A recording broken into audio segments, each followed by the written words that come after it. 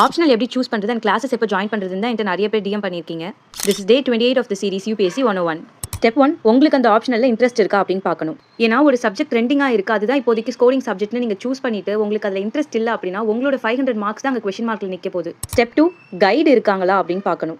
இந்த ஸ்டெப் வந்து ரொம்ப ரொம்ப இம்பார்ட்டன்ட். ஏன்னா ஒரு சப்ஜெக்ட்டை டீச் பண்ணுற விதம் it really impacts a lot. ஒரு சப்ஜெக்ட்டை பிடிக்கவும் வைக்க முடியும், பிடிச்ச சப்ஜெக்ட்டை வெறுக்கவும் வைக்க முடியும். இல்லைனா பெஸ்ட் கோச்சிங் எங்கே கிடைக்குது, நம்ம சைடு அது அவைலபிளாக இருக்கா அப்படிங்கிறத பார்க்கணும். Number 3, resources availability.